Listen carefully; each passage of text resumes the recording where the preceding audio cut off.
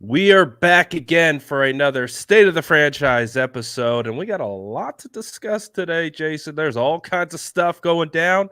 Brock Purdy updates, oh baby, and also a ton of cap casualties, 49ers making signings, all kinds of stuff to get into. And you already know what we're going to do. We're going to get into it right after this. Let's go.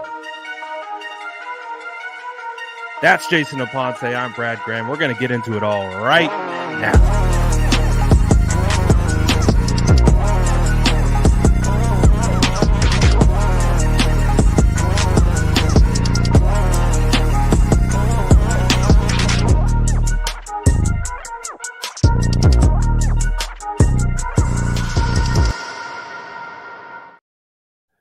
My guy, we're about a week removed from the NFL Combine. A whole bunch of stuff was going on there, but just how are you doing, man? What's the vibes around Jason Aponte? Good, actually. I mean, this team is helping me out. We got some good news today. Today kind of feels like the kickoff of the actual offseason in terms of things are about to start happening. And the first domino that had to fall was obviously what we're going to open the show with. So it feels good now to not have to force content, talk about things that necessarily aren't on the minds of 49ers fans. I mean, I've been writing about O-line, D-line prospects, all that stuff, trying to keep my mind on what the 49ers can do. But this feels more like, okay, Were you now the writing about offseason. injuries yet? Anyway, it just feels like this is the first part of the offseason, and now we are starting to get closer and closer. And before we know it, it'll be camp time where the real fun starts. Absolutely. But let's get into the news, man. I mean, we had some really big news drop today. We've been waiting a long time because, as we know, Brock Purdy suffers the UCL tear against the Philadelphia Eagles, and we've been basically holding our breath the whole time. Is it Tommy John? Is it the internal brace? Is it Tommy John? Is it the internal brace? Well, we got our answer. Brock Purdy had surgery this morning. And by a official report from the San Francisco 49ers, Brock Purdy looks like he's going to be good to go in about 6 months. And as we know, and we've discussed a lot, it was a UCL repair. They added the internal brace. Everything went smoothly from what's been reported, and the anticipation is Brock Purdy will be throwing in 3 months. What was your initial reaction to hearing that news? Relief.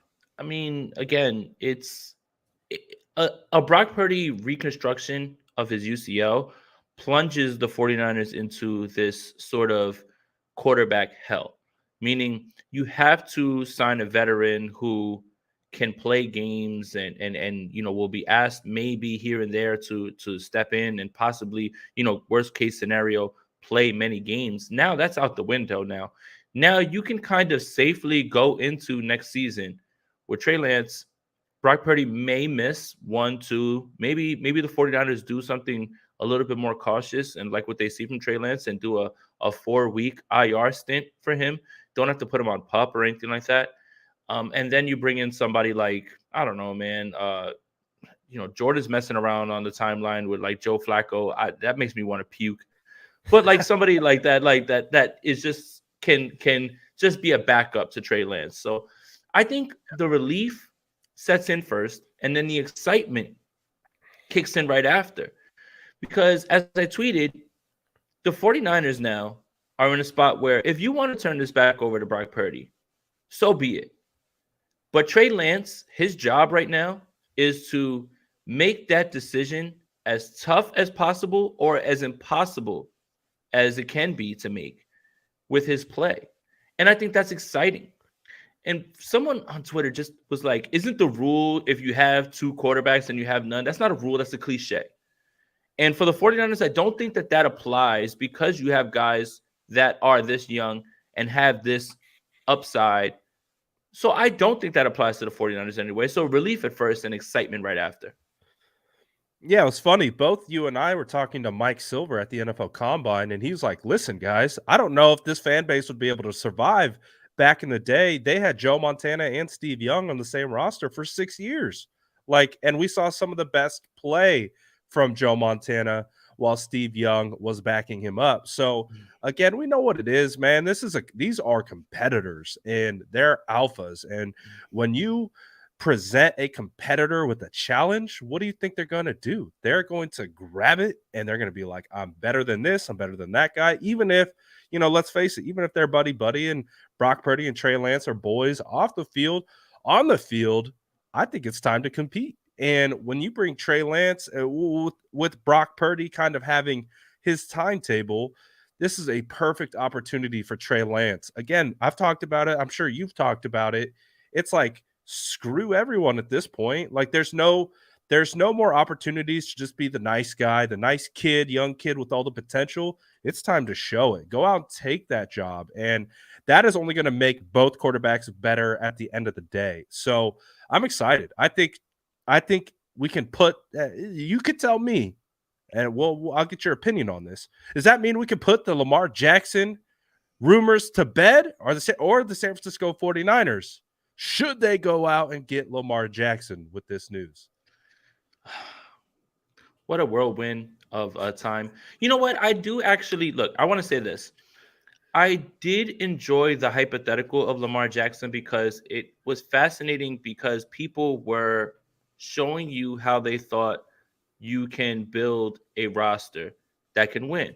And I think it's there's no one way to skin a cat, right? Like there's multiple ways to get it done. I think a lot of people are of the mind that elite quarterbacks lift up teams, and I don't think that there's much evidence to assuage them from that opinion. But yeah, look, I think the 49ers are clear in what they want. I mean, they moved heaven and earth for Trey Lance. They have what they have in Brock Purdy. You still have the cheapest quarterback room for two, many people believe are two capable starters, right? Like, or starting quarterbacks, right? Yep. So I think the 49ers are going to stand pat in that, and they're going to do what they've always done, build their team around those guys. And while they can, and those rookie contracts are cheap, continue to spend money wisely. So it was fun to kind of see the discussion. Usually I would just dismiss it, like, why are you guys talking about something that wouldn't happen? But I do think it was nice to kind of peel back the curtain into what people believed could make a Super Bowl roster and how you get to it. And I thought that was a good discussion. But yeah, that's completely done. Aside from the fact the 49ers have no first rounders this year. You have to have two if they sign the offer sheet. But the Ravens were ultra smart in the way that they did this. They're showing Lamar Jackson two things. One, the owners are pushing back on any sort of guaranteed contract idea, and that's because of what happened with the Browns and Deshaun Watson. And if someone does if someone does sign Lamar, they'll match that. But if someone wants to give him all guaranteed money, well, they walk away with 2 first-round picks in this draft, right? In this draft and in the next one, I believe. So I think that they're just kind of showing Lamar what's out there. And now, it's gonna boil down to just Lamar winding up, finding his way back, and them, finding a middle ground. I don't think that the guaranteed contract's out there because I think the owners themselves really don't like the Deshaun Watson precedent that was set. And I think that's really what you're pushing back against. Yeah, and I think it's not an apples to apples situation with the Lamar and Deshaun, right? Everyone knew Deshaun was not going to be playing for the Texans.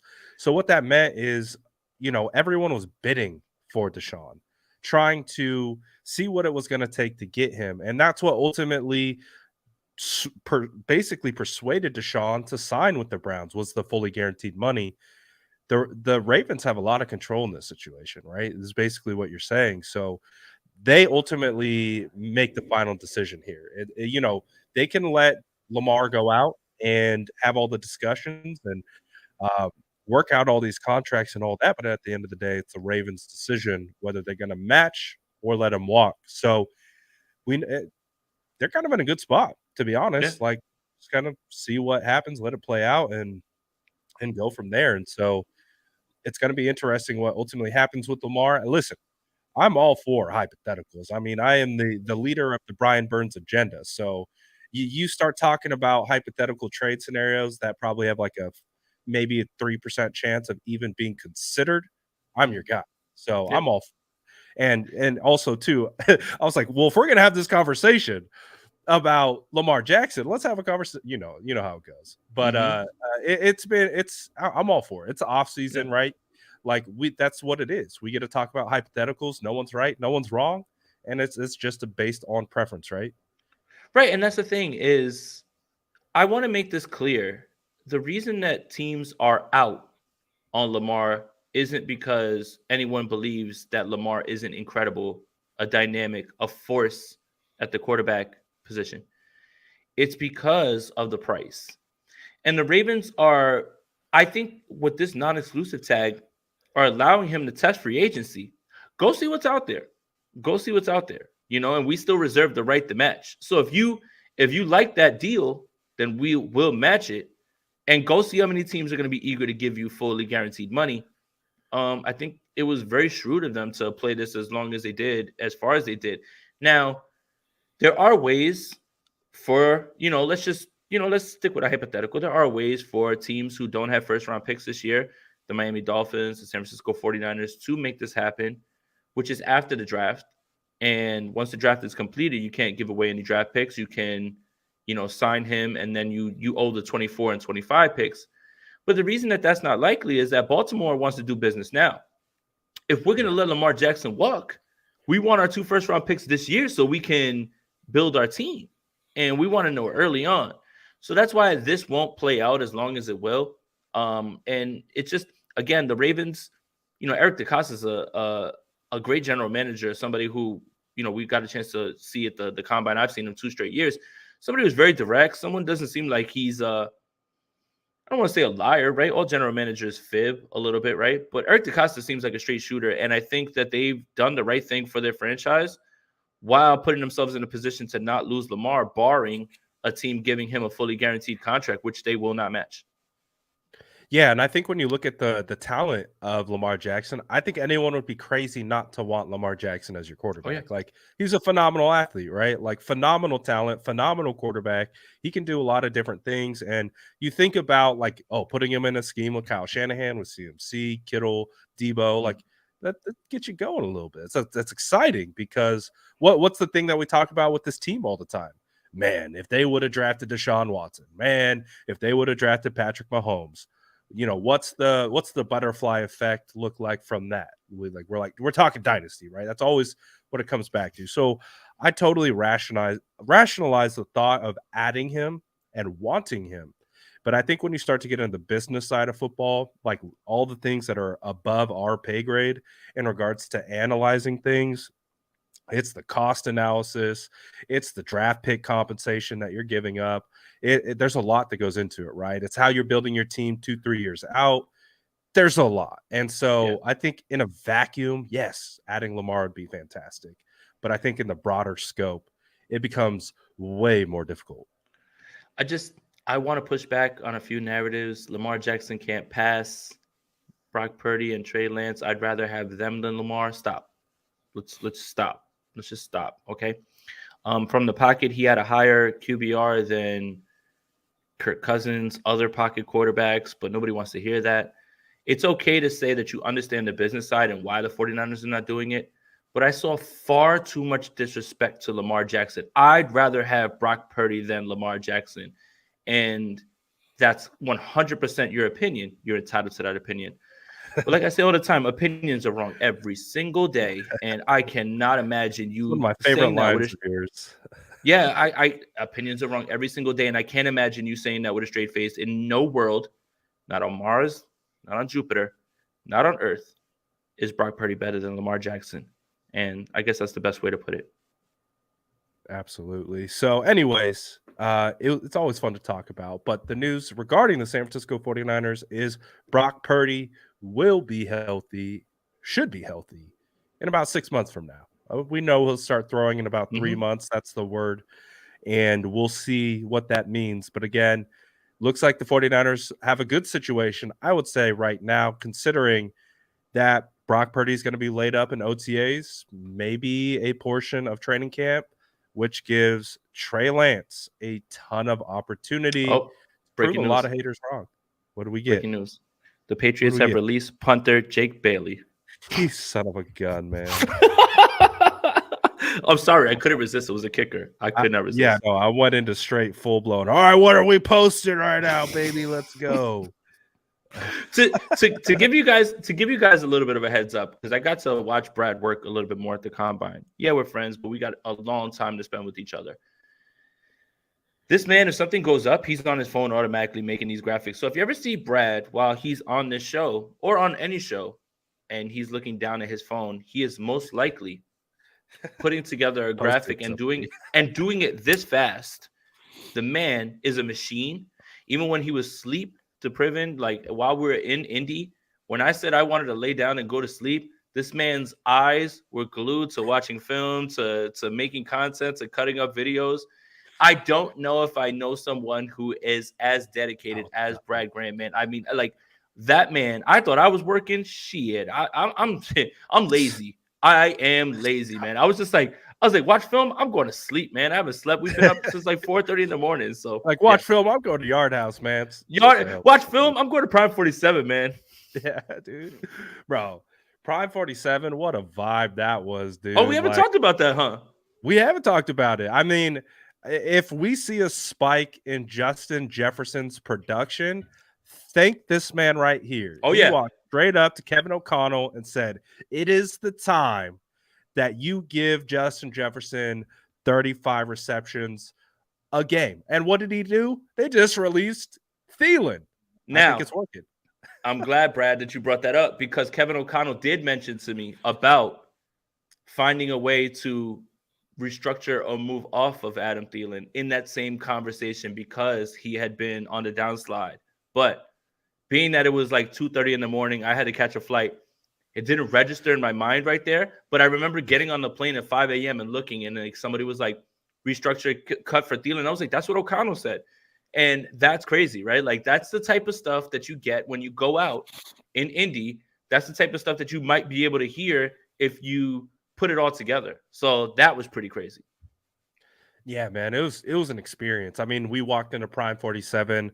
Literally, the first face I looked at, I made eye contact with Mike Tomlin, Steelers head coach. We're like, "Oh, what's up, Mike?" And then we walked through. There's Mike McDaniel. Like, "Oh, hey, Mike McDaniel, how's it going, man?" Jay Glazer, Eric Bieniemy. I mean, the Albert nights before Breer, that, Weiland. Yeah. Oh God, don't start, man. The first night that I had been there, don't see you doing that on purpose. The first night that we were out there, Vance Joseph is out there, like, hanging out. Jay Glazer was there. Wink Martindale, Steve Spagnuolo. Like, these are just guys that are just moving around in a space that we're in. And I think what we kind of learned, and Brad learned on that last night, was there's the combine, and then there's the combine. Yes. Meaning, like, there's the prospects, and you're there for like that in the beginning, but the real stuff is at night, in the nighttime, when all these coaches are getting loose, and the general managers and scouts and former players. Like, I got a chance to meet Von Miller, and media are there and everything. You get to meet. That's the part of the combine I didn't partake in last year, and this year is something that every single time that I go to the combine now will be a part of the process. Meaning, Brad, the next year that we go, we're never going to sleep. Like, I just want you to put it out there. Like, we're not sleeping, man. So that's it. No, we're not sleeping at all, and I'm okay with it. I think we're going to have an entire year to get ready for the combine, just so we can operate on 2 hours of sleep every day, because we're back in the media room by 7:30 in the morning, which is what, 4:30 my time in the morning. Yep. It's crazy, but that's just, hey, it's a week. We can make it through it. And I agree. There's a combine after the combine, and it's a pretty wild situation. But the combine was phenomenal. We got to watch a lot of prospects, and we also found out yesterday officially that the San Francisco 49ers added 7 compensatory picks for a total of 11 picks. Jason, I was told by user 3967 in my comments on Instagram that John Lynch is a terrible general manager because he traded away all the San Francisco 49ers picks for Christian McCaffrey. I'm sorry, egg profile face, you are wrong, because I think they know what they're doing, right? that was part of the process when they made this, right? We know D'Amico's leaving. We're going to get those picks. We have all these picks because K1 left, and we have players that have signed that were with us. All part of the process. Basically, when you really, and this is, again, I said this immediately when McCaffrey was traded for. This is going to be free, basically. Really, all you gave up was your second rounder, right? Like everything else is going to replace itself. 99, 101, 102 now are for the 49ers. And that's because of the hires of minority coaches, losing players. It was all part of the process. And again, man, it's just this regime, now is loaded up with 7 picks, might be able to trade up maybe for certain players if they want to. Maybe your team jumps into the second round. Now, because they have done that with compensatory picks before, Jordan wrote an incredible article on Niners Nation about the results of compensatory picks, what they've done with those things. It's all a part of their process. And guess what? They'll have more next year. Players will walk once Jimmy Garoppolo signs his deal, because he's going to get the going rate from the Las Vegas Raiders, by the way. Brad, I just want to, take a quick victory lap. Carter to the Saints got one. Don't let me get Rodgers to the Jets, and don't let me get Jimmy to the Raiders. That seems like it's happening, right? I'm getting close. I don't have sources. This was all kind of just like right there in front of you, right? So all these things are there, and I think the 49ers are masters of this. And I want to remind people, for people who think that the 49ers hire minority coaches for this reason only, have to look at the point that the 49ers have had these coaches before this rule was implemented. Yes. Okay? So I want to make sure we get that out of the way. That the 49ers are not just an exception to the rule. Right. The 49ers are not hiring Anthony Lynn and Steve Wilkes because they're minorities thinking, hey, we can turn them into compensatory picks. They're hiring good coaches, and they have been doing that. So I just want to make sure that that's clear. So, yeah, that's why Christian McCaffrey's deal is basically free at this point. Now, it's not free when it comes to salary cap, but for all the people screaming, you gave up too much, well, now look, third-round picks, all those picks that you gave up to Carolina are right back in your pocket. And now we just got to find a way to make it work, because the third-round picks ain't really been too kind to the 49ers aside from Fred Warner. The list is not really too nice. That's the only thing. Make them fifth-round picks, and now we're talking. Now we're cooking. Yep. But that's also the thing, right? The 49ers gave up a second, third, fourth, and a 2024 fifth for Christian McCaffrey. I mean, hindsight being what it is, like you said, kind of feels like we got it for free. Like, that's really not that much in the grand scheme of things, especially when you understand, like you said, Jimmy Garoppolo is going to net a third-round pick. Fan favorite Mike McGlinchey is going to net the San Francisco 49ers a third-round draft pick. I get it. Mike McGlinchey basically said his goodbyes on KNBR earlier this week. He's a friend of the show. I know a lot of 49er fans are happy to see Mike McGlinchey go, but his parting gift to the San Francisco 49ers by being a day one signee and probably going to break the bank for the right tackle market, that's going to net the San Francisco 49ers a third-round draft pick. So the 49ers clearly have got this comp pick formula figured out. But what makes me excited of knowing what's coming down the future, understanding that they currently have 11 picks right now. They have the 99, 101, 102. That feels like some funny money to play with. Like, let's hop up, man. I don't know. I said earlier top 60, and I was looking back at the board. I was like, maybe not even top 60. You get into that 60 to 80 range, you could still walk away with the day one starter, in my opinion. There's a lot of disparaging Mike McGlinchey quotes. Look, in the comments. For all you people that are anybody's better, you're gonna get your chance to prove your point, right? But I'm not as confident. Not anyone's better. Not anyone. And Colton McKivitz signed, and clearly he's going to compete. But this whole anyone's better. Well, if anyone's better, why is Mike McGlinchey about to get paid by the Bears immediately once the free agency opens? Like immediately. Players that are bad don't command money on the open market right away. And I don't want to hear about, well, there's no one else out there. I don't want to hear that. If Mike McGlinchey was out there with other right tackles that you consider that are great, maybe he won't command the most money, but people are going to jump at that. That's the part that I kind of have like a little bit of problems with. Look, if you want to see someone else, say that. But don't say anyone's an upgrade. Anyone? I mean, did Tom Compton really gas you up that badly, like that one year, that you think anyone is an upgrade? Because that really ended catastrophically because he got horsewhipped in the playoffs, like in Green Bay and against the Rams. It's just funny to me, man. It's like, look, you have your feelings, your opinion's your opinion, but anyone's better? Well, we'll see. We will see. Because if it's Colton McKivitz and he struggles, you're going to start wishing, damn, you know what? I kind of forgot that Mike was pretty good at this and this and this.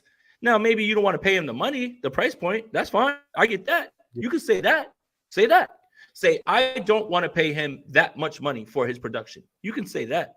But anyone is better? No, man. Come on. Come on. No. I mean, I don't waste my time because I also understand, like, trying to evaluate offensive line is hard. Like it's still even hard for me, and that's as someone who played the position. Like, let alone if you haven't played the position and you don't watch every snap, we can all pull one good clip of anyone and one bad clip of anyone. If that's what you put out, that's the narrative. So that's really what it comes down to. We know what the narrative is. Mike has lowlights of all lowlights, but what he doesn't get credit for is what he does the other 32 other plays and how phenomenal he is in pass protection. People, again, say, oh, he's good as a run blocker, but he just not it as pass protector.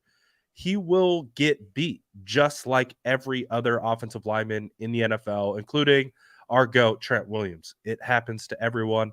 Maybe not as theatrically as it does to Mike on occasion, but it's a narrative at this point, and it's I understand it. I'm not going to get mad at anyone. If you're ready for a change, that's fine. But I do want to give Mike his flowers on his way out. Being able to rebound from nearly snapping his quad tendon off just in half to then being able to rebound, deal with some issues in season, and put together a phenomenal run to end the year. Mike McGlinchey deserves some credit. He deserves some type of respect from this fan base. I get it. You don't have to want him back. You could be very excited that he's leaving, but he's still a big part of what the 49ers were able to do, and he's a good person too. I know people don't care about that too much, but he's a good guy. He was a good Niner. He's a good locker room guy, and we should at least give him some credit on his way out. And the other thing is, it's like, again, like you said, right? Like you can point to one play and say, look, this is terrible, right? But if I pull up a play in which Christian McCaffrey scores the lone touchdown for the 49ers against the Cowboys and he blasts two Cowboy defenders to open up the lane for McCaffrey, people will say, oh, well, that's just one play. Well, yeah, it's just one play. It's hard to like evaluate guys in the entire time. It's just Mike has these plays that are blown up on social media at the inopportune times, but then people won't go back to like that drive in which the 49ers had a tough time moving the ball against the Cowboys. And when they wanted to get back to what they were doing, they bullied their way back in. And Mike McGlinchey was knocking guys on their ass, opening up that lane for Christian McCaffrey to get in there. So it's like, if you can point to one play and say, look at him getting his ass kicked, why can't you point to that play and say, damn, that was some damn good blocking from him, especially when that's the strength of his game?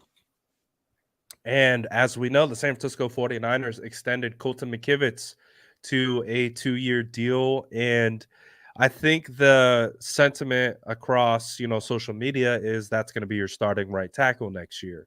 Would you agree with that after you saw that deal come through? And obviously, it seems pretty crystal clear that Mike McGlinchey is going to be gone. Does that feel like where we're headed? Yeah, McGlinchey's gone. I mean, I think when you heard John Lynch speak at the combine, I think it was kind of clear, out of the price range, and it sounds like first day of free agency, he's gonna get signed, like it's done. But as far as Colton McKivitz goes, when you look at the $2.9 million for the 2 years, people have been kind of pointing out, well, that's not starter money. I would have you look at Jake Brendel's contract and tell me if that's starter money, because he made $1.4 million. Again, the 49ers have a way of drafting players or holding on to them and then using them to replace people, a la Aaron Banks, Lincoln Tomlinson. That worked out very well. It feels like if Jake Brendel leaves, then Nick Sakel feels like the person in-house that would be there if the 49ers don't address it in a draft. By the way, wrote an article about offensive linemen the 49ers should be looking at on Niners Nation. You should check that out. Some good ones in there too. Yeah, definitely. Well, the one guy that you love, he's gone. He's for the streets, Brad. I'm sorry, man. No, we're trading up, baby. What's happening? Oh, I mean, we're trading you're up. gonna if you want Blake Freeland, you're gonna have to trade up. But he's for the streets. We're as trading of right up to pick 75. We're gonna grab Blake Freeland, and he's gonna be the starting right tackle for years. Him and Byron Young, they're for the streets, Brad. That's it. It's just like we're trading up, baby. You gotta, but the 49ers have a way of being able to do this, and I think that Kyle Shanahan deserves a lot of credit to being able to play to offensive lineman strengths. That's the reason that so many people were like, oh, look at Tom Compton, who was won his way out of the league and became the top run blocker. Again, playing to the strengths of your guy. You're not going to leave them wide. You're not going to leave them on an island by themselves, unless the situation dictates it, right? On 3rd and 19, there's nothing you can do, right? You've got to drop back and pass, in a do or die situation at the end of the game. So you're going to have to do those things, but it's not something that you're going to do over and over again. So, Colton McKivitz certainly feels like the in-house replacement, but I did identify 2 other guys that you could draft. And I do think it's paramount that you sign Daniel Brunskill, because of if the center isn't what he needs to be, if the right tackle isn't what he needs to be, then you have your fallback guy who gives you the most considerable bang for your buck. I mean, $2.4 million for a guy who can play all 5 positions on the offensive line at a moment's notice is something kind of unheard of in the league. So I do maintain that the 49ers have a few ways of going about this. Maybe you draft a guy, let him sit, behind the right tackle, figure that out, something like that, because the 49ers have been good with Band-Aids. But Daniel Brunskill needs to be a part of this rotation in case injury and in case of poor play. And I will bang the table this entire offseason about that. Absolutely. And again, like you said, you can turn to the draft. Old Dominion Nick Saldiveri, is this year's Daniel Brunskill. He's a guy who can play center guard and tackle, and he could probably fit in pretty well right away. But it is going to be interesting because I think Colton McKivitz is definitely serviceable. I think Colton McKivitz is a guy who proved to me last training camp that I thought he was better than Jalen Moore. I thought he was a guy who could definitely come in and step in and fill a need when they have to. I mean, a huge thing for Colton and proving confidence for me was when he came in week 18 of the 2021 season for Trent Williams in a must-win, gotta-have-it game against Leonard Floyd. I think Von Miller was still with the Rams at that time, and he held his own. I don't even know if he gave up a sack that game. He did. You didn't hear his name called, so that's a good thing when you're an offensive right. lineman. And he had to play significant snaps this season, I think week 4 at tackle. So he's done his job when he's been asked. Now the question is, can you do it for a 20-game season, a 21-game season? Can you go all the way and do it? I mean, I look at him still. He kind of profiles to me best as a guard.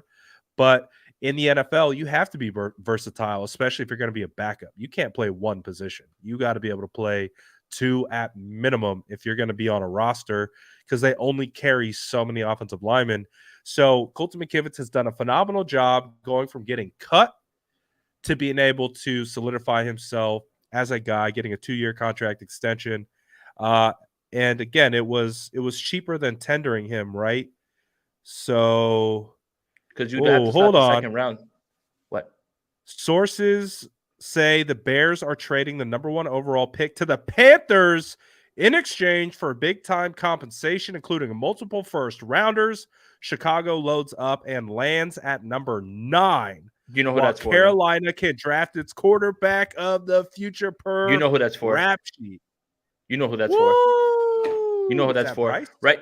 Nope. Right now, if you are somebody AR? who is, if you are somebody who's a better, I am going to go run and put my money on Anthony Richardson being the number 1 pick. Anthony Richardson. Yeah. The buzz was if Indy went up to 1. If Indy went up to 1, it was for him. That's all we heard at the combine. And then, right, the night before, right? What did you hear, Brad? What did they tell you? Anthony Richardson is going to that Anthony Richardson was going to break all the combine records. All the combine records. And guess what? And then he said, where's he going to go? He said, number 1. 1. Yep. Woo. Done and done. I mean, I honestly, from everything that we have been told, like literally, we had a guy the night before he worked out say all of those things. Literally, he is going to break all of these records. He literally did. And he said, anybody who moves up to 1, it is for Anthony Richardson. I am going to, matter of fact, man, I'm not even gonna be talking no more. You got it. Keep going. Hey, that's kind of smart, man. I might have to follow. I gotta get on that right. I gotta get on that right now because his odds are about to change completely. The odds are gonna change right away. So again, if you're just joining, we had a huge draft shakeup just dropped from Ian Rappaport. The Bears have traded out from the number 1 spot. They moved down to 9. The Panthers go up to number 1, which is wild because when we were at the combine, we could literally see Fritterer, Panthers general manager, Reich, their quarterback coach, and McCown all sitting together right there watching the quarterbacks. So it was no surprise. We knew what they were doing. They were there to watch quarterbacks. They had the brain trust there. Plus 475 for AR right now at on DraftKings for the number 1 pick. So if you put $50 down on 475, you get $287. Oh hell. I wish California had legalized gambling because that would be great. I would be all over that. They've got everything else basically. I know, right? It does make sense. But anyways, big draft news. The Panthers move up to 1. They jump the Texans. Jeez, man, that's crazy. Remember when the 49ers used to do stuff like that? Like, I remember. Trade up. Yeah, remember, do you remember that day when we got the alert that the 49ers had traded up to 3? Like, we were just running around the house, like, jumping on Clubhouse and all that stuff. So here it is. Here it is. Number 1 pick to Carolina for pick 9, 61, a first in 2024, 2025, and DJ Moore. DJ Moore? Okay. What? All right, I got to see that. I got to see it. Pick 9, pick 61, a first rounder in 2024, a second rounder in 2025, and DJ Moore. Justin Fields got his wide receiver 1. Oh my God, man. My DJ Moore stunks, though. Hey, the Panthers are going to need a wide receiver. Oh, that's nuts. No, man. Yeah, you know what? The Bears traded a second for Chase Claypool. Can I just remind people how stupid that was? Like at this point, the thing is now is you've got to take DJ Moore's contract. DJ Moore just signed a deal. Like, oh really? Yeah, like he just signed. Like that's not. You're not getting DJ Moore on the rookie deal. DJ Moore still is like 23 years old. Like somehow. Like, yeah, I feel like he's been playing football for like 7 years and he's still like, yeah, what the hell, man? He's like 24. Right. Oh my gosh, dude. This is nuts. Hey, draft season is in full effect, man. It's pretty wild because, again, we saw these guys sitting there watching these quarterbacks at the combine.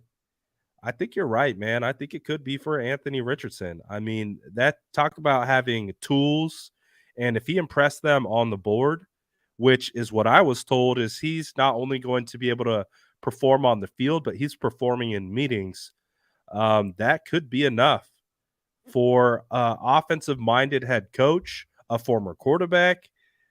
Wow, man. That is crazy. That is crazy. We got What the some hell, man? trade news live on the show. What the hell, I'm all man? for that. I've got to put DJ Moore on the block, man. All right, look, I love Justin Fields, but I don't think that DJ Moore fits Justin Fields' skill set right now. And I'm scared now. Now I'm scared, Brad. Now I'm officially scared that DJ Moore is going to be that guy that we always look at like, damn, his career should have been better, but he's always going to be hampered by quarterback play at different times that didn't help him. Kind of sounds like Brandon Ayuk a little bit. Oh man, that was a low blow. Why'd you go there? I'm not saying wasn't meant to be a low blow. I mean, my goodness. I just think yeah. if Brandon Ayuk was featured, he would be absolutely a phenomenal wide receiver one. The thing is there's always guys in the combine that jump up, right? For everybody that's like, it won't be for Anthony Richardson. Okay, cool. I mean, you guys know. The thing is, there's always guys at the combine that get more buzz, right? That continue to go up draft boards. Zach Wilson flew up draft boards, and we still don't know why. We still don't know why at this point. There's always just a name that flies up draft boards. If Trevor Lawrence, the chosen one, wasn't in that draft, you very well could have made a case that Zach Wilson would have flew up to 1. I'm not telling you this because I believe Anthony Richardson should be the number 1 pick. I am telling you that every single person that we spoke to at the combine, the person that Brad spoke to that said that he was going to smash all the records, literally did that. And every person that we spoke to says that the buzz is growing and growing and pushing him farther and farther. And anyone who makes a move to number 1 is going to number 1 for the tools that Anthony Richardson has. Get out of your feelings. I'm not telling you that he's number 1. I'm telling you what we heard. That's it. This is crazy, man.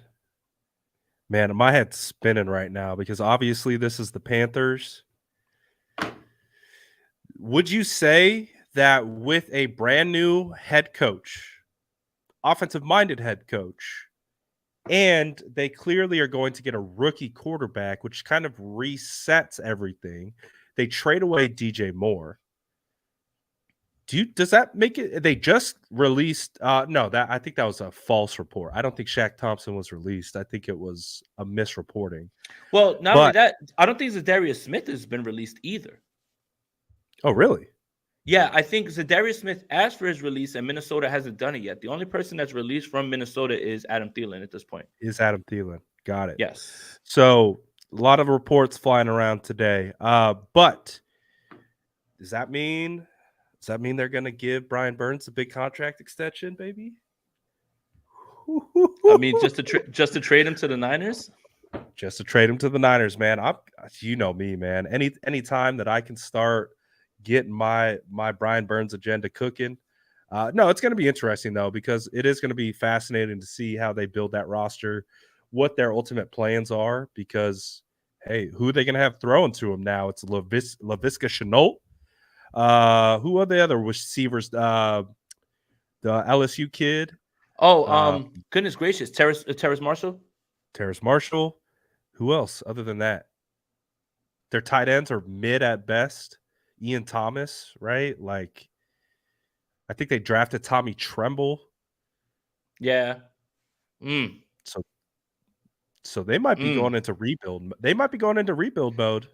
Carolina is just going to be hands off on all fantasy players. Oh, hey, it's just hands off. I don't want any. I don't care if you're giving them away for free. I'm good. And then who's the quarterback, right? Because they met with Derek Carr in Indy, but they seem intent on making sure they bring back Sam Darnold. So the tank is in full effect. Here's what they're doing. They're pushing all their chips in the middle and saying, this year's a wash. Caleb Williams, come on down. Congratulations. You are a Carolina Panther, my friend. Enjoy. Well, what a time. I love when this stuff pops off because it changes the entire complexion of the draft. Oh, yeah. Rashard obviously, Higgins? Hollywood Higgins? They traded. That's the other. Oh, that's the other one. Obviously, they traded the 61 pick too, so they moved multiple picks in this draft. which could definitely change the complexion of what a lot of people do. So it's going to be interesting. This came through while we were reacting. Mm-hmm. And Excuse look, me. and Brad was looking down at his phone, and this is what went up on Instagram. So this is exactly that was a masterclass right there in what I was just telling you. We have Jonathan Jones reporting teams represented at Odell Beckham Jr. private workout in Arizona today included Panthers, Giants, Patriots, Rams, Cardinals, 49ers, Bills, Chiefs, Vikings, Browns, and the Ravens. What are your thoughts on this? Say that one team one more time. Which one? The 49ers? Yeah. Kyle Kyle's never gonna let Shanahan's this still go. Yeah, Kyle's never gonna trying let to this keep his go, is bench he? here. Yeah. I mean, Kyle's just never gonna let this go, is he? Look, we're at a point right now where, you know, at the combine, teams are meeting with players that they never intend to draft, and they don't meet with players that they do intend to draft, that they wind up drafting, right? Like they never had a formal invite, right? With this is classic John Lynch due diligence talk, you know. So I don't know, man. For all the things that this team needs right now, and trust me, man, I would have been down with this. I mean, for God's sakes, I was telling people, like, you know, we need to go get Julio Jones a few years back and put him in the slot, like, and let him be on third down, you know. I just think that the 49ers right now, with the questions at quarterback, you already have the weapons that you need to insulate that quarterback, whoever it is. You probably should just invest more on the defense at this point. And I know people don't want to hear that, but at this point, you should be looking at maybe Hargrave, Fletcher Cox at defensive tackle, right? Maybe another corner, you know, something.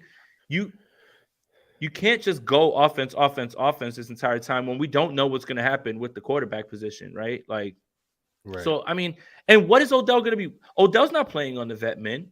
He's not.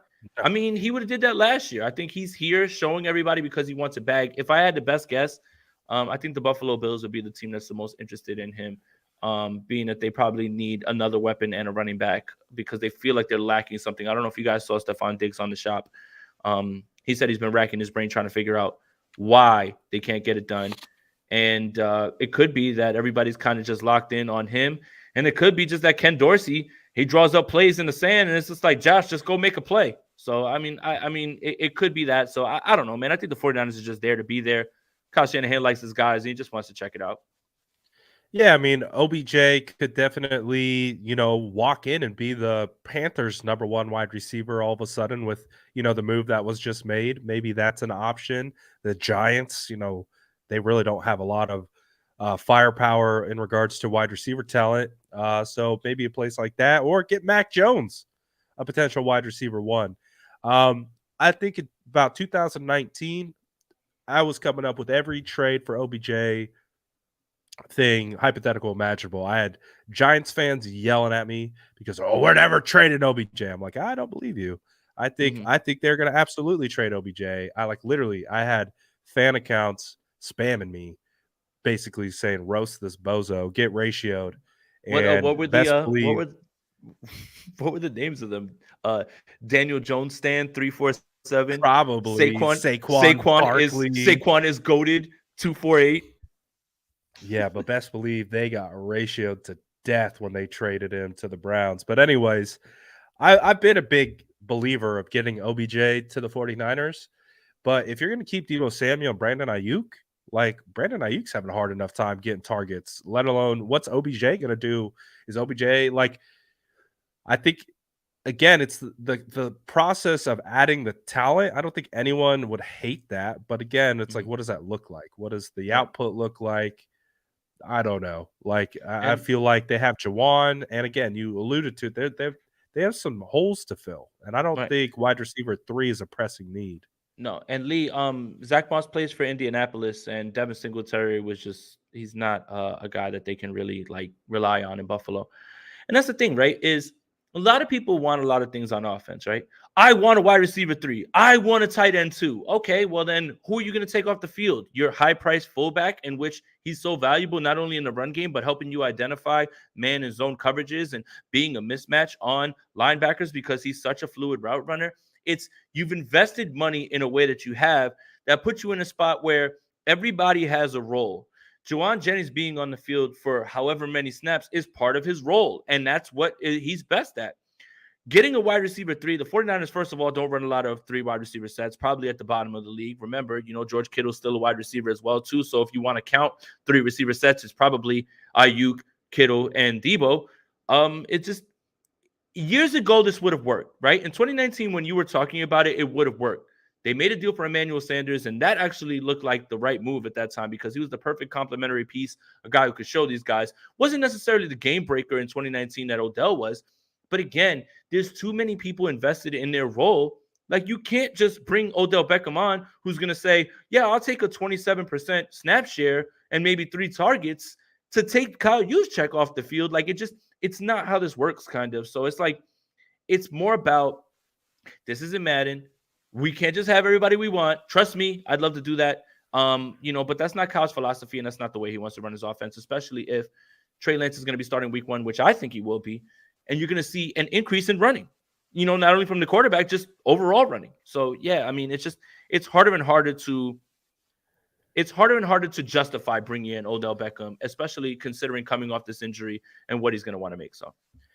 And even that, the 49ers don't have traditional wide receiver ones because if you really want to boil it down, their wide receiver 1 is Christian McCaffrey. Like, he's going to be their number 1 receiving threat.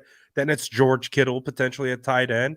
You have Deebo Samuel, who's a threat in a multitude of different ways. But OBJ is a traditional, X wide receiver. And we see how kind of Ayuk is used in that role. And again, you'd be adding another guy to the list where, like you said, 27% snap share. I don't think OBJ's, vibing with that because that means he's not getting a payday on the other side of that, right? Because he's not producing. So yeah, it's interesting. But hey, due diligence season, right? So, and Yusef, you can trade comp picks. You can. The 49ers traded comp picks for Trey Lance. So, oh man. Crazy stuff going down. We're completely off 49ers stuff now. We're just talking about roster building now. We're just shooting the shit. Hey, look, 51 minutes in. Make sure you like this video, subscribe to the channel, hit that notification bell for when we go live. Brad and I breaking down Bears and Panthers. I know you're here to talk about the San Francisco 49ers, but who won the trade, Panthers or the Bears? The Panthers lost this trade. The Bears won this trade. The Bears got a legit receiver. They still have picks. They still have a ton of cap space. Mike McGlinchey, you are a Chicago Bear, my friend. And they'll still be able to pick somebody who's an impact player at 9. And they got 61 as well, too. Have a ton of cap space. The Bears won this trade. Going away. The Panthers better get this right. They better get this right. If this is a full-out effort to tank for Caleb Williams next year, then you got it. But why would you go to 1 to tank? What are you going to do? You're going to take Will Anderson at 1? This is quarterback. Compensation. That's what I'm saying. Person that gets it. That's what I'm saying. So I don't know if they're tanking. Like, when you really think about it, you didn't just go to the 1 pick just so you could draft a defender and then just say, this is where we're going. Nah, man, you've identified someone in this draft that you want. You've identified someone that you want to build this team around. Remember, Frank Reich is over there, first-year head coach, and it's a quarterback. So, I've got Anthony Richardson just based on everything that we've been hearing from the combine, man. Like, the people would not shut up about this young man at all, man. Everywhere. In the media room, at the combine itself, at the nightlife, every single person was talking about this kid. And then when he smashed the workout, it just sent his stock into overdrive. And that's just part of the draft process. You don't have to agree, but this is just kind of how it goes. I mean, you have a great draft process. You have all these tools. Everybody gets enamored with ceiling and tools and what he can be. And then you start to just get enamored with that.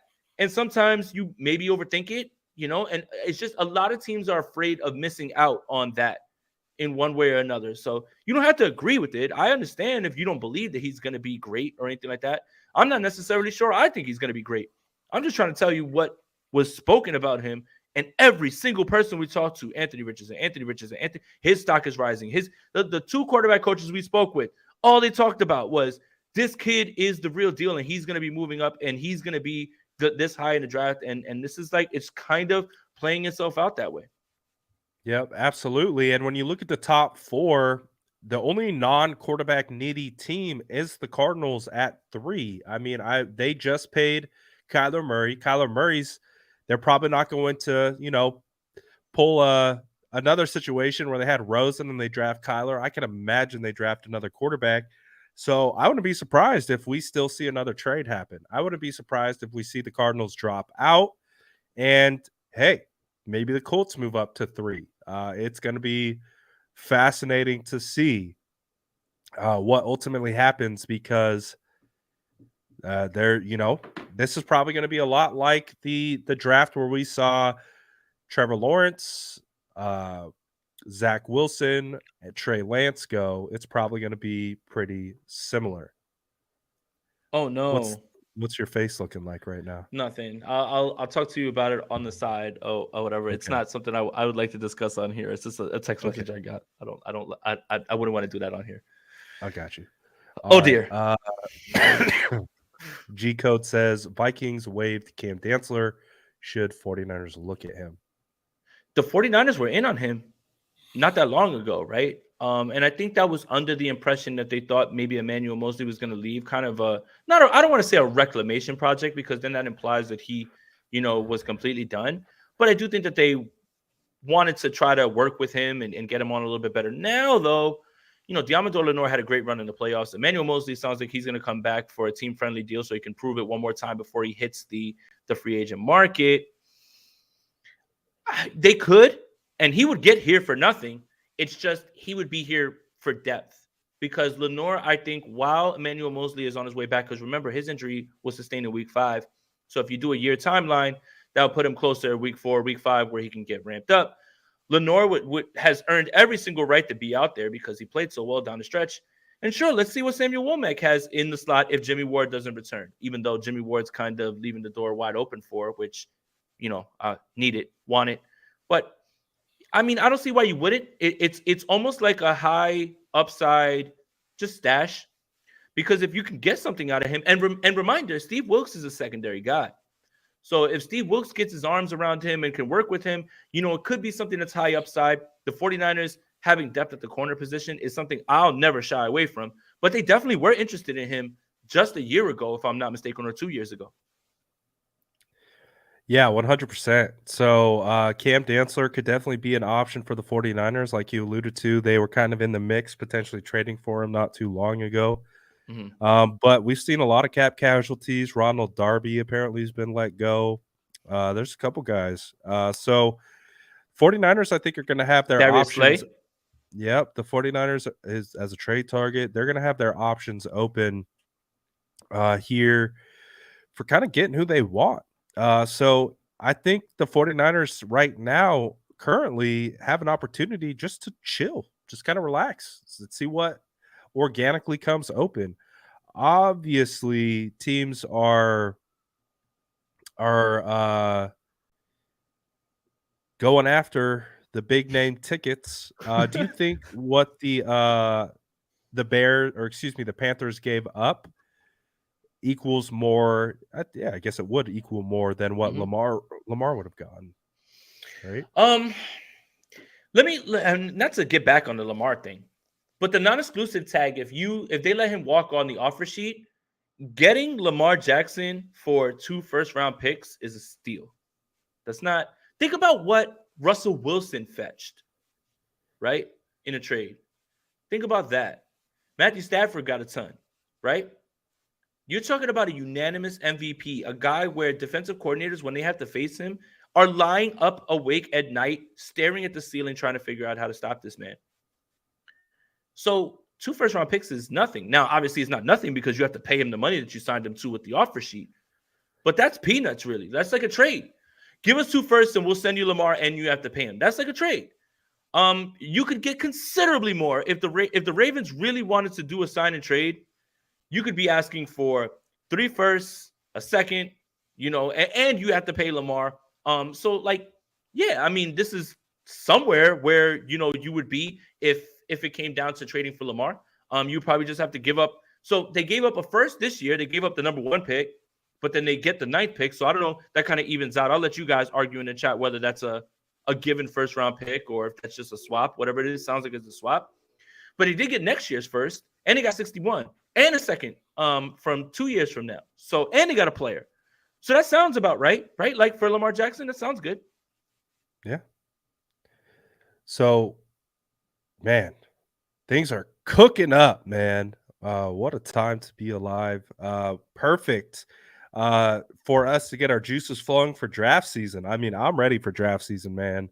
I think the 49ers are going to be active. I think they're going to move up, maybe not to the level of the Panthers and what they've been able to do, but I do think the 49ers are going to be more fluid in this particular draft, and it is going to be fascinating to see what moves are made, because I do think there's a potential when we look at this team maybe 2 weeks from now, there could be some pieces that we maybe never envisioned on this team, right? Like this could be obviously we know what the core is, but there could be some pieces, right, that we're like, oh, that's crazy. Well, I was suspecting that guy.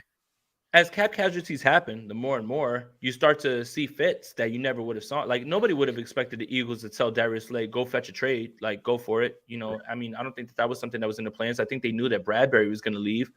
Now you're talking about Bradbury, Slay, and CJ Gardner-Johnson leaving. That's considerable losses in your secondary.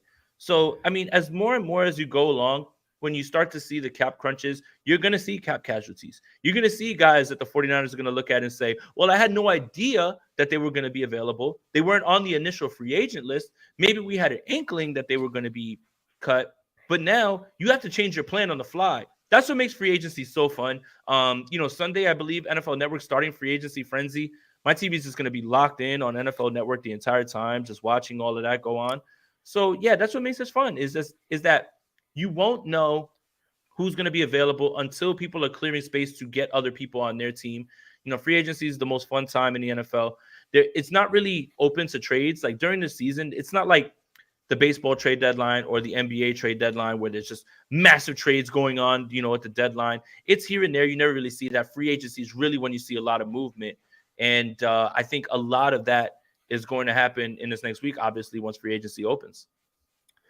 Absolutely. Glass half full guy says, as a fan, I hope the 49ers go all in on free agency, but I have this feeling they will be underwhelming. I could be wrong. I'm just hoping they go big in free agency. Are you getting the sense that it might kind of be like last year, get your Charvarius Ward and then sprinkle in some guys? How do you see that playing out? I just think that there's a formula in terms of the way that the 49ers build their roster. And I mean, look, I think we can all agree the 49ers have a top roster. So can you really argue with their philosophy? So in terms of offensive line is replace the guys who are going to leave in free agency with guys that you have developed behind the scenes that you've drafted. You make one splash move that really is in your interest, Mooney Ward, and then you find veteran guys who want to do win now stuff and fit your mold. To Sean Gibson, right? And you don't have a need right now on linebacker, right? Because it seems like Marcelino McCrary Ball is going to step right into Aziz's spot, right? They were never going to be in for Bobby Wagner or any of those guys.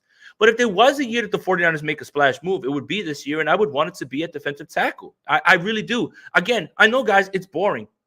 Oh, well, there's all these offensive players out there. Your offense is fine. Your offense is fine. It is fine.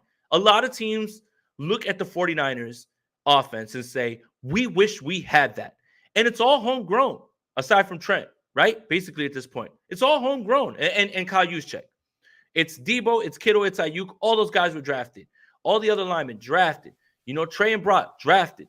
Now, it's time to, if you are going to have a little slip up at quarterback early in the season while you're trying to figure out who's the guy, and hopefully that's not the case, then you better hope your defense is as stout, if not better, next year, because teams are getting better on offense. You're going to need to have that defense there and be better. So I would love it to be Javon Hargrave, somebody who's a defensive tackle. Obviously, we wanted Deron Payne, but it felt like Washington was going to go ahead and make that move.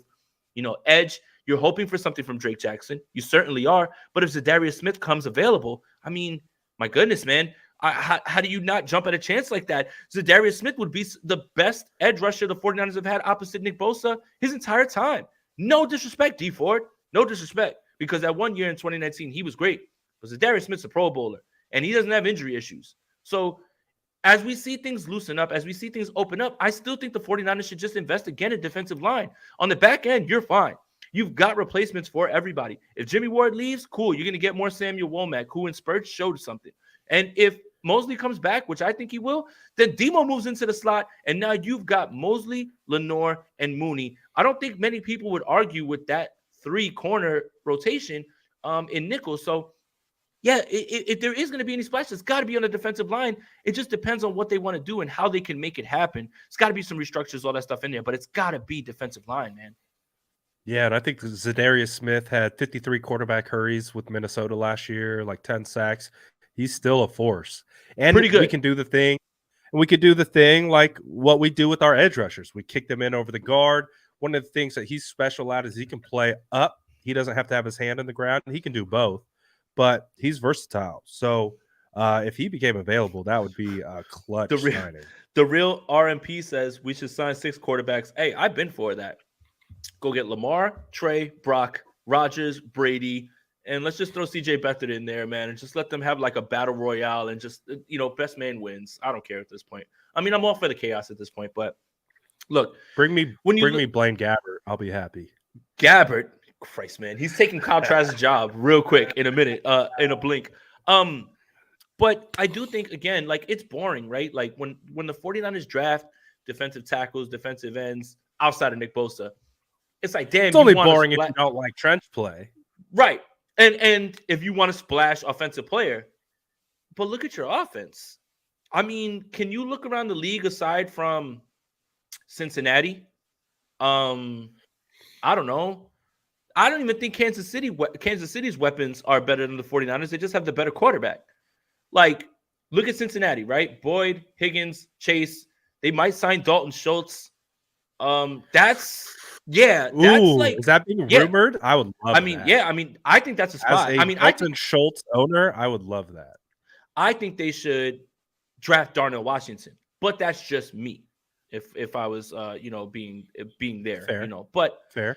But like if you look around, the 49ers probably have the best 3 weapons that anybody can name, right? We all kind of agree that Brandon Ayuk is ascending to wide receiver 1. We definitely all agree that Deebo Samuel, when healthy and upright, is the offensive weapon in the league that everybody's still trying to find. And we all agree that George Kittle's still that guy, as evidenced with his time with Brock Purdy. Not many teams can say that they have all those things, right? I mean, the Eagles, A.J. Brown, Devonta Smith, Dallas Goedert, that's a hell of a team right there, And the streets are saying they might draft Bijan if he falls. Like, that would be gross. Like, very gross. So, like, again, like, you're looking around at teams and you just realize that other teams don't have what the 49ers have on offense. So when you ask for like a Odell Beckham, when you ask for like a player in the draft, things like that, it's like, where do they fit, man? Because everybody has their role and everybody's there for a specific reason. They didn't invest all that money in Kyle Juszczyk to not have him on the field and take him off the field. So it's a little bit of, and then, McCaffrey, that McCaffrey guy. So, yeah, sorry. Oh, yeah, my bad. I forgot about Christian McCaffrey. Buried the lead there, my guy. My bad. And so that, you know what? Having said that, that means the 49ers do have the best weapons in the league. There, done. 100%. Yeah. So glass half full guy also says Trey next year's first plus a third to get Lamar. That's not enough. I don't see why the Baltimore Ravens would think that that's an even exchange.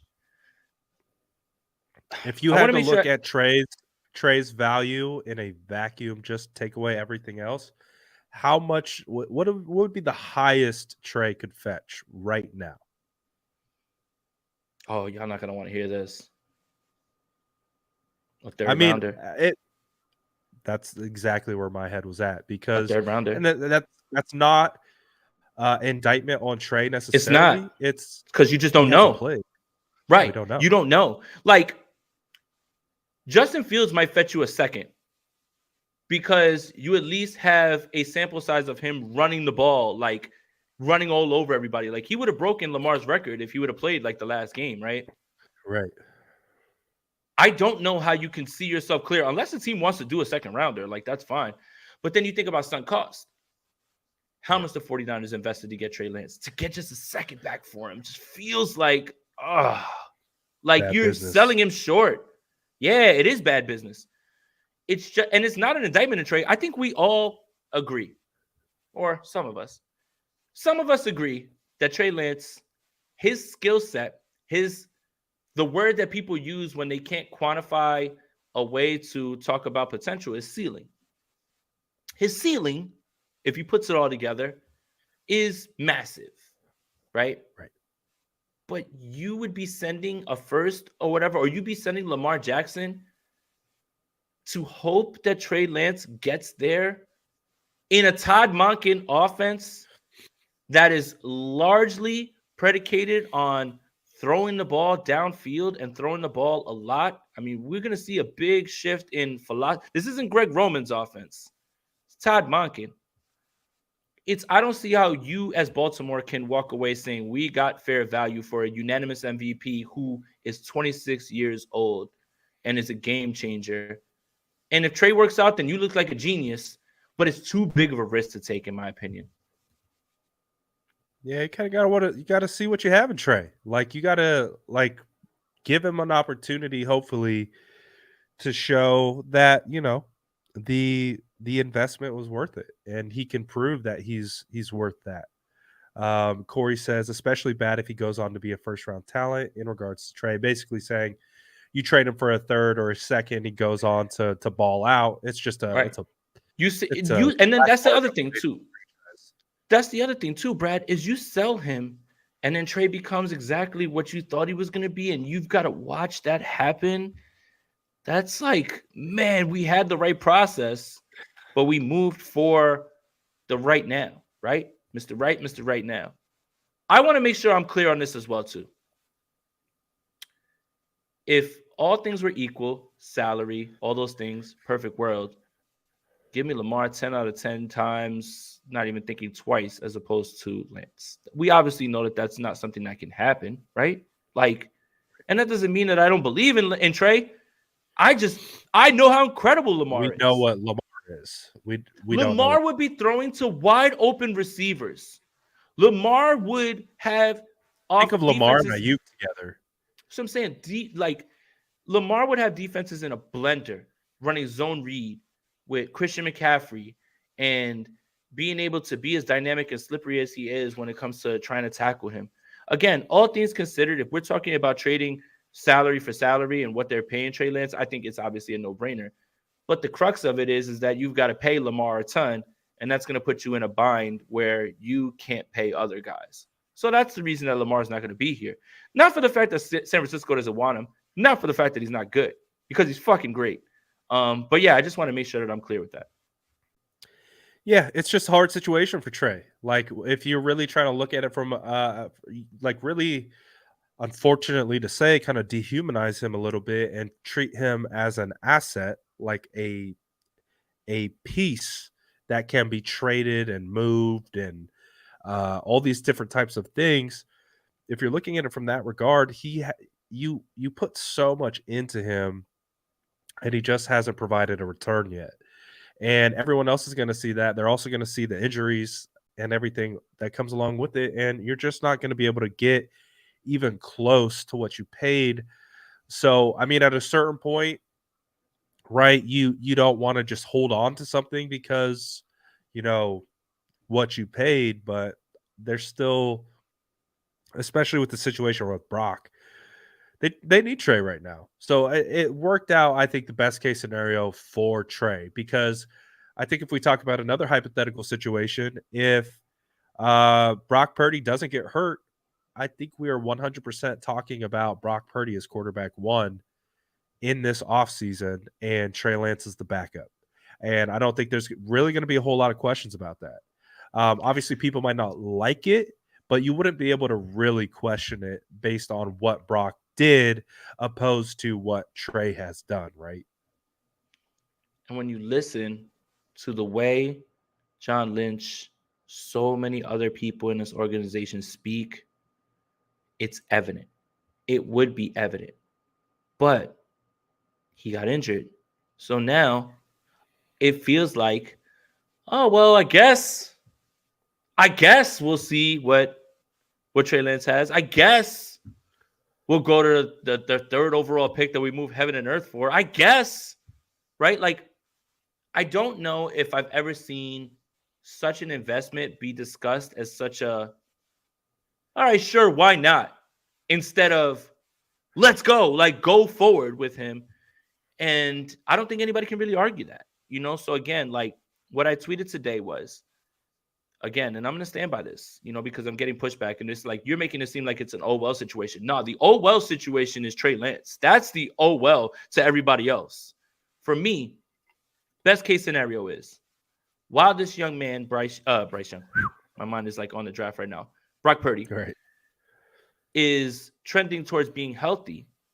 The job of Trey Lance is to make the decision to turn it right back over to Brock Purdy incredibly difficult, if not damn near impossible, with his play. And I couldn't be more excited to see how this plays out, because you are going to get a chance to see him, and you are going to get a chance to see if he's developed, and you are going to get a chance to see if he is that guy. And I don't want to hear if you have two quarterbacks, you have none. That's bullshit. I'm done with that. That doesn't make any sense. If you have two quarterbacks that cost you nothing, and in a moment's notice, you have to turn to the other, and they're both starters, I think that's a win-win-win-win-win. Because when you have to turn to your backup, usually it's bad business. And last year, the 49ers turned to their backup. There's a guy who won a few games for the 49ers named Jimmy Garoppolo. And then when they turned to their third-string guy, it's a guy named Brock Purdy who won a bunch more games. Only the 49ers can have a sort of quarterback room that is insulated in this way. And again, I think it's an exciting time. Yeah. How did Trey have his chance already? How did Trey have his chance already? Like, that's my question. Is because he got what, 4 starts? He was the starter last year, and he got hurt in week 2. And that's his chance? That's it? Like, yo, I've seen enough. No. I mean, I think if you guys are misremembering that Seattle game, obviously it's going to be remembered for the way he got injured. But the 49ers had the ball 2 times with Trey Lance. They moved the ball into the red zone on the first drive, and they kicked the field goal. And they were in the red zone again. And unfortunately, Trey Lance got injured. So I don't think Trey Lance has had his chance. It's hard for me to say that he had his chance when it just ended in week 2. He didn't get taken off the field. Like, he wasn't pulled. They didn't say, we're going to Jimmy Garoppolo. He got injured. So while we're still evaluating him, to me, that's not his chance. That's just circumstances. He got injured. He wasn't replaced, if that makes sense. Yep. And that's, again, back to the original kind of point of the conversation is we don't really know what Trey is yet. And that's part of just all of it combined. It's like 4 starts isn't enough. Sporadic starts, a start against Arizona week 5, a start against the Texans week 17, a start in a monsoon, like, and then he breaks his ankle. There's no way, even if you are the staunchest like Trey hater, like you can't objectively look and be like, oh, we've seen enough, because we haven't. We need to see more. Then we can really have a firm opinion. But I think both ways. Like, we've seen the flash plays. We've seen the big passes against Houston to Debo. Even in the preseason when he came in against the Chiefs and threw that bomb to Trent Sherfield. Like, we've seen him. We've seen that throw that's run on loop against the Bears where he fitted over as a layered throw in between coverage. Like, he has the tools and the traits. It's about putting it together and consistently putting it together and showing, kind of back to what John Lynch said, right, that everyone got upset about. Just, you got to stay on the field. The best ability is availability. And that is a saying that it goes across all locker rooms, not just one player. So with Trey, the hope is he stays healthy. He takes advantage of this opportunity in front of him and gets after it. I'm about to get a little spicy. Okay.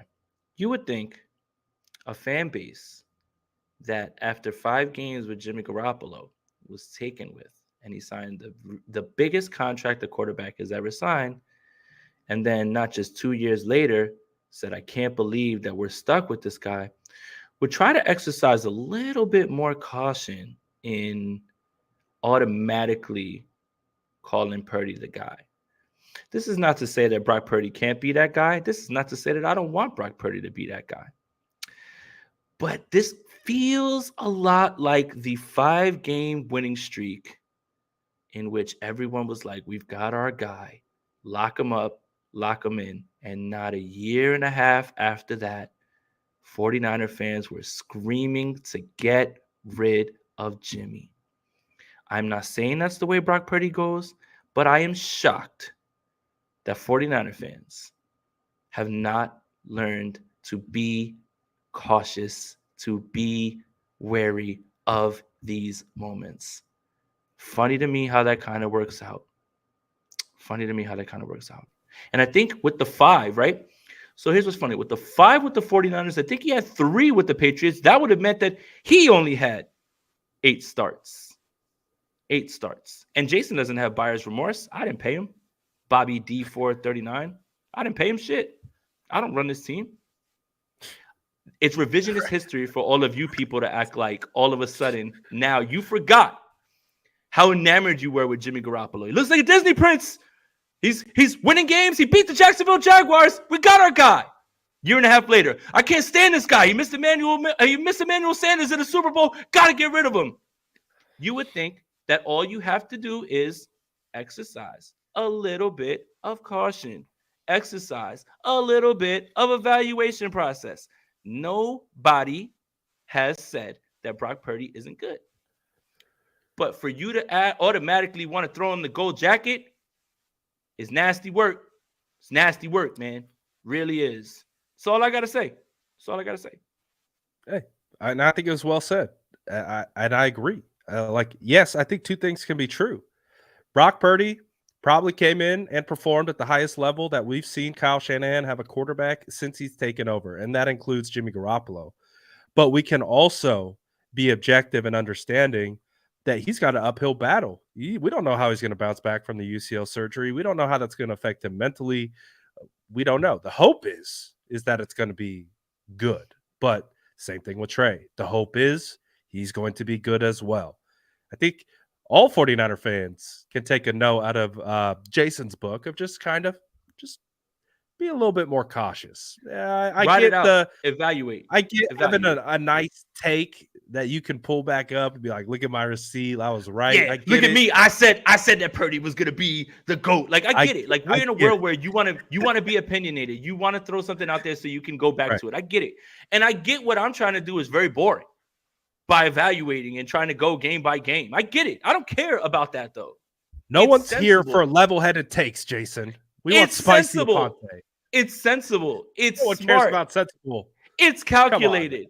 So when you put yourself out there and you're like, Brock Purdy's the GOAT, and God forbid he goes out there and he plays and he turns into a pumpkin, you're going to look back and say, damn, I should have exercised caution. Just exercise some caution. That's all. It's not all this and it's not all that. It's got to be just watching more. If after 8 games, let me ask you this. If after 8 games of Trey Lance, he was doing similar things to Brock Purdy, winning all those things, would you automatically be throwing a parade and saying this is the guy, or would you also 2.0? Right, like that's it's insane to me that put him in the Hall of Fame. Right, that's what I'm saying. Like the 49ers hit a home run. You've seen this as 49ers fans. You've seen many quarterbacks come in here and play well during stretches and make you think you've got your guy. And yet here we are. Again, another offseason. Again, still trying to find that guy. You would think that you are exercising a little bit more caution when it comes to crowning the next guy. This guy is this. This guy is that. You can say Brock Purdy played better than Trey Lance, obviously played more. Okay, I'll accept that. But the whole like, Brock is this and Brock is that. Can we get some more sample size, please, man? We've seen quarterbacks for other teams as well. 8-game stretches, 9-game stretches, hell, even a season. Baker Mayfield had everybody fooled after 1 year that he was that guy, right? Then what happened? Just let's slow down a little bit. Let's just slow down. That's all I'm asking. Well, the biggest measure of greatness, in my opinion, in the NFL is consistency. So, what Brock did last year was fantastic, but he's not out the woods yet. He's still got to prove he can do it over and over and over again. So, it's going to be very, very interesting What day? to see. What is it? What day are we on, Jimmy? What is it? What day is it that we're on Jimmy Watch? I think that's like one of the funniest comments that's in here. This one? It's one of the type. Yeah. What day is it on Jimmy Watch? You know what I feel bad for? I feel bad for Rita Oak because she keeps asking for Jimmy to be traded, but he's a free agent. So, like, when do we stop with the pictures? He can't be traded. I think it's coming to an end. I don't know, man. I don't know. Like, when you read that, I'm a very literal person. So weird. Yeah, I'm not going to stop drawing these pictures. Yeah, I'm not going to stop drawing these pictures until he's traded. He can't be traded. So that means you might never have to stop because he can never be traded. Poor woman. I hope your hand's okay. That's all. Good for her, man. She's totally taking advantage of what she's doing. Oh yeah. She's good, yeah. Man. I'm not bullying her. I'm just asking a question. It's like, do we get to a point where it's like I have to stop now because he's not on this team anymore? Because if you're waiting for him to be traded, I've got some bad news for you, Rita. I love your work. I think that's one of the best things that happened this entire offseason. I think that was great. But at the same time, damn, man, poor lady. Like, how many more ideas can you come up with? She's so creative. Everybody's so creative. But yeah, man, she's out here cooking. But the NFL is out here cooking. Again, if you're just joining us, monster trade happened. The Bears trade up to 1, they trade back to 9. The Panthers trade up to 1. So big moves happening again today. A lot of cap casualties being announced. There's going to be a lot of movement heading into this weekend, next week. So 2 people that I think you should stay locked in with, Jason Aponte, Brad Graham, because we're going to be all over it, especially with free agency, draft, everything. My guys out here cooking on Niners Nation. What other stuff you got cooking up right now? Real quick, before we get to that, Bobby D439, I'm enjoying your comments. So Steph Sanchez boasted impression and Rita's drawings are my offseason bright spots.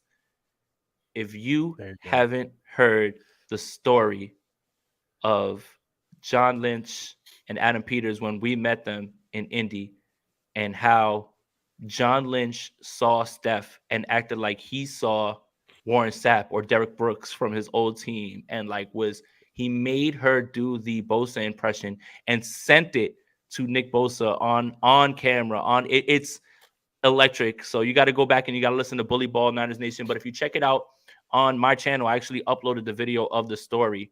So yeah, Steph cooking because she couldn't believe it. Like John Lynch was like, oh, and he's like, AP, like calling over Adam Peters when we went up and we introduced ourselves. And she's like, what the hell's going on? I'm like, Steph, it's the Bosa impression. And it was exactly that. And they made her do it. And then they made her do it again. He recorded a video saying, hey, Nick, I got somebody who wants to say what's up to you. And he put the camera on Steph. And that was incredible, man. You guys got to listen to the story. Indy was a vibe, man. There was so many crazy things that happened in Indy. That was just one of the stories that were there. You know, Brad's last night. Brad's just mad that he didn't go the last night. Because, all right, here, look, can I drop one more Indy story, please? Yes. Okay. So the first night that I get there, right, I see David Lombardi.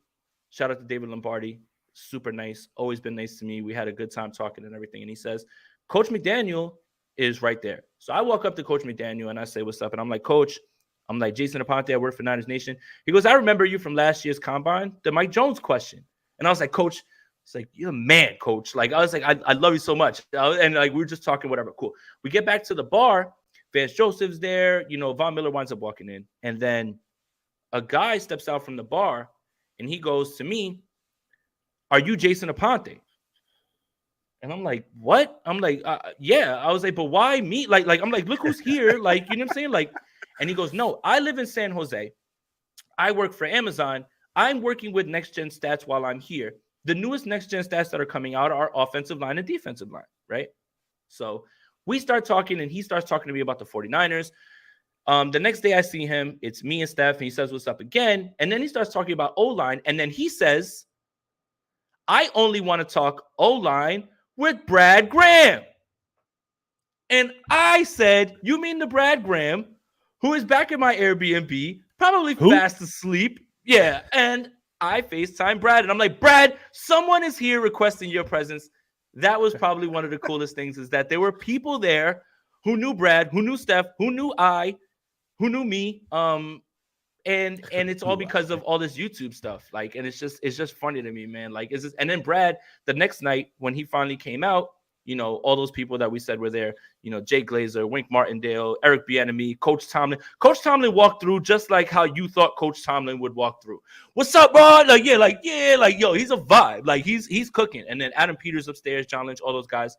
That's the fun part from the combine. That's the fun part. So yeah, man, that's the part that is really good. It's just, I was happy to see my boy get more recognition, because that guy definitely called out his name. It was like, "I want to talk to Brad Graham about this." And I was like, holy shit, man. I can't believe it. And then you FaceTime me while I was actually outside waiting for your White Castle. Worst decision I've ever made in my entire life. Can we take a poll real quick? For anybody who's had White Castle in the comments, what immediately precedes White Castle, and what's the process? Because I know what the process is. I'm East Coast. White Castle's a staple. White Castle's a staple. At certain times of the night, that's all that's open. Right. I know how it goes. Ariel knows what happens. What happens when you have White Castle? What happens afterwards? Do you do afterwards? Is it a fun thing that happens, or is it a terrible thing that happens? Chris Abel says, "Grabbing your ankles on the toilet." Ariel says, "Boo boo." This man, it was like a day and a half where he was like, "Oh, my stomach." Wasn't just why? One day. Like, it was bubble guts for more than 24 hours. Never again. Ever. This man like completely like tripled down on the bubble guts by getting coffee in the morning. This man was bubbling. I had no choice. I was on like 3 hours of sleep. I'm like, I need caffeine. And look, but my stomach is going crazy right now. What am I supposed to do?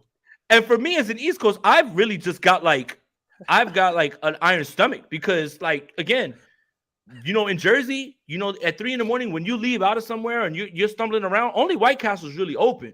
It's open 2-4. Same thing in the Bronx. Like, all the White Castles are open all the time. So I'm good. I've dealt with it, but I know like it doesn't like put me on for days. Poor Brad. This man was like, I'm like, "You all right?" He's like, "My stomach, man. I don't." I'm like, "It's been 2 days, dog." White. I'm sweating. I'm like, "Oh, what is happening?" Like, what the hell, man? Like, it's been a solid 24 hours, and I'm like, it's still going. Like, it's the onions, man. That's the secret. That's what makes you boo boo. Never again, mate. The meat is literally paper thin. I'm like, this just does not. Look, the real RMP is the Eagles guy. He knows, because he's on the East Coast. The toilet looks like a murder scene. Absolutely, man. Absolutely. Worst decision I made all week. Probably of the year so far. Never again. All right, sorry. Sorry about that. Sorry about that story. That was our parting combine story. Right. But yeah, Niners Nation, I put up the tight end prospects. Shout out Sam Laporta. I am driving the Coons Hive. Shout out to Justin. Driving the bus with Justin for the Coons Hive. 6'7", fastest guy at the combine, can take the top off of defenses, an absolute freak. Please put that man on the field with George Kittle somehow on certain plays and utilize him. He's incredible. And defensive line went up, offensive line today, DBs on Monday. And this weekend, you might get a little, Miami Dolphins breakdown on what they've been doing since I just got their book and everything, and how it pertains to the 49ers offense. So, yeah. Absolutely. Again, make sure you like and subscribe both channels. Put the notification bells on, because we're going to be posting a lot of stuff. We're going to be reacting to a lot of stuff that's coming on. The only thing that I could give you of maybe any value is, I'm just warning you now, the Brian Burns agenda is going to be cooking right after we get off this. So be prepared. Be ready. It's happening.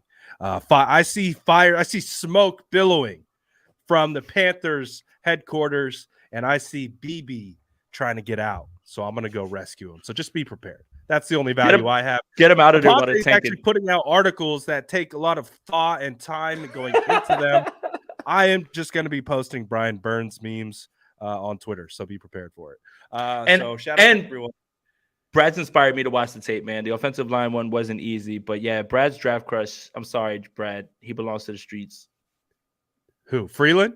Yeah, he belongs to the streets. No, we're trading up. It's happening. He's not yours anymore. We're trading up. We're getting Brian Burns, Freeland. Get prepared. It's happening. I'm speaking. Oh my God. You can't rain on my hypothetical parade. It's absolutely happening. Ariel, I couldn't warn Brad. I told him to come with me to Prime 47. I was like, hey, let's go mingle, let's go hang out. He would have been able to meet somebody who's a fan of his. I couldn't tell him. I didn't know until I FaceTimed him. He's like, I'm waiting for my White Castle. I was like, oh, well, too late. He already ordered it, and that's it. I tried to help, man. Hey, next year I'm going to be at Prime 47 every day. That's the move. Every night. That's what we got. Sean Payton was drinking because he's like, damn it, I got Russell Wilson. I made the most awkward eye contact with Sean Payton. I just looked and he looked right at me and I was like, that's Sean Payton. Like, what do I do with my hands? And that was the end. Sean Payton, poor guy. We were at High Velocity is where we met Adam Peters and John Lynch. And Sean Payton's having dinner, right? You would think that people have etiquette in terms of like, this guy's having dinner. I'm not going to bother him. Oh, hell no, man. People were just walking up to coach and they were like, yo, can we get a picture? He was really nice about it and everything too. But yeah, Sean Payton looked like he was throwing him back because he was like, I got to deal with this Wilson guy for how many more years? We gave him all this guaranteed damn money. Like, what did I get myself into? So I can't wait. It's wild that the combine is already come and gone, but I'm already looking forward to it next year. And we're going to be cooking, but stay tuned for the content because there's going to be a lot of it. We're going to be reacting, analyzing, and memeing, all the good stuff. So make sure you follow both of us. Get locked in. Appreciate you guys, as always, for tapping in for State of the Franchise. We'll be back next Friday. Yes, 100%. Yeah. The content's locked in. And for anybody that's asking, Sprint Red Option at 8:30 on my YouTube channel. Me and Pasquini got a lot of things to talk about as well too. If you think that there's an agenda bigger than the Brian Burns agenda, I would offer this: the Jameis Winston agenda. Yeah. The Jameis Winston agenda is large and in charge in Andrew Pasquini's world. The Jamie Robinson agenda is thriving. Florida State, because he's a big Seminoles guy. Him and KP. Oh, I didn't know they would not shut up about Jamie Robinson. I was like, all right, man, he's good. We get it. But yeah, there you go. I've apparently been traded to White Castle. So traded to White Castle. Hey, Brad, you can come by this one here in Jersey City. It's really good in Journal Square, man. We can be closer. I'm definitely gonna hit you up all the time so I can get some burgers and stuff. So man, I'm gonna cry. I'm gonna be like Brian Burns on Twitter, crying that they traded his boy DJ Jones, man. I'm gonna not DJ Jones, DJ whatever the hell his name is. Whatever the hell his name is. That's whatever his name is, man. Christ, man. I got bubble guts. I can't even think straight, man. That's my king, man. Don't be talking about him like that. Now he's stuck in damn. Wait, is he gonna wear number 2? So 1 and 2 in Chicago? Oh wow, that's a aesthetically pleasing, back and forth. Oh, Jason, go to White Manors. White Manors. I live right by the White Manor on 440. You know what it is. It's right across from ringside, Ariel. I'm not trying to get shot. Just go get a damn burger. All right, we're finally out of here. All right, that's it. We got to get out of here. Sorry. Right. Peace. That's Jason Aponte. I'm Brad Graham. We're going to get into it all right now.